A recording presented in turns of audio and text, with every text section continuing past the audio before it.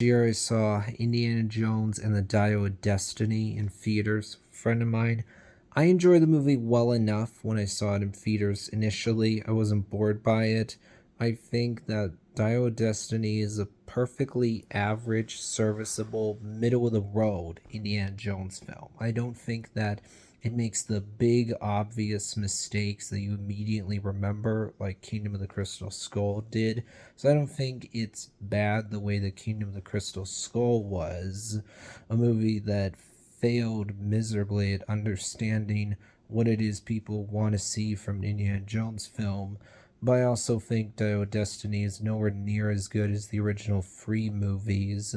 I think one of the biggest problems of this movie is that I don't go to an Indiana Jones film to see the character be old, miserable, past his prime, and depressed. Right away in Dial of Destiny, we see Indiana Jones, old and miserable, sitting down in his chair, drinking booze in the morning, watching TV, then waking up to yell at his neighbors for playing their music too loud. That isn't what I want to see from this franchise. I don't think every one of my childhood heroes needs to be deconstructed or shown to be a failure or an old miserable man past his prime. That's very sad. And with Indiana Jones specifically, a big part of the appeal of this character has always been the escapist fantasy.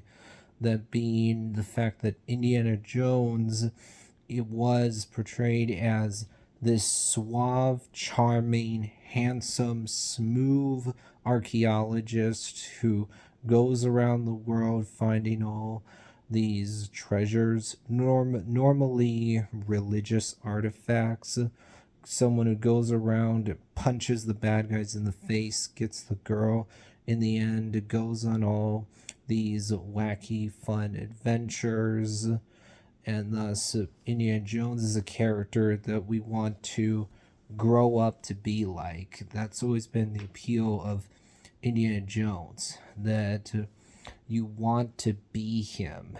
But when you're portraying the character as old, miserable, depressed, well, then the magic isn't there anymore. The escapist fantasy isn't there anymore. And thus, I think you diminish how good the movie is. Now, I think that there are some good characters. Like, I enjoyed seeing Sala again. That was a nice bit of nostalgia, though I think it's sad that Sala is like, Indy, I wish I could go on an adventure one more time, and then that doesn't happen. I thought the kid was good, and overall, I thought the villains of the movie were fine, but I don't like that we are introduced to this female character who's Indiana Jones's goddaughter. He's trying to be there for her, trying to help her out, and how does she repay him? By being snarky, by talking down to him, by doing things that almost get Indiana Jones killed.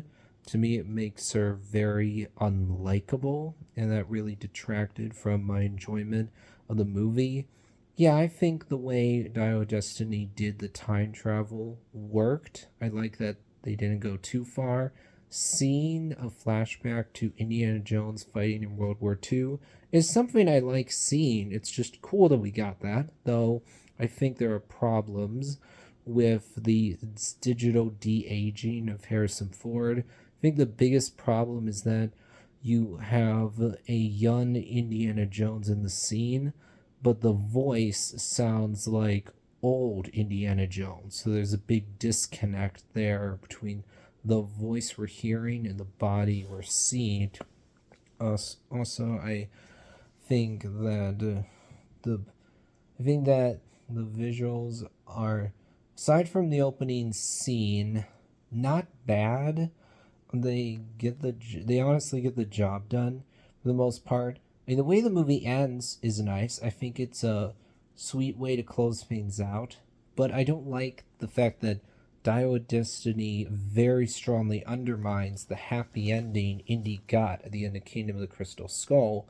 As many issues as I have with that film, I will say I like the fact that it gives Indiana Jones a happy ending where he actually marries Marion Ravenwood. He has his son, and thus now he actually has a family. And so then I don't like that right at the beginning, A Dial of Destiny just says, no, Indiana Jones is now sad. He's not with Marion anymore. His son's no longer in the picture. It just immediately robs Indy of that happy ending he got at the end of Kingdom of the Crystal Skull, and that really bothered me. So ultimately, I wouldn't say Dio Destiny is bad as much as I would say it was just very middle of the road, and I don't really have a desire to rewatch it, to be honest.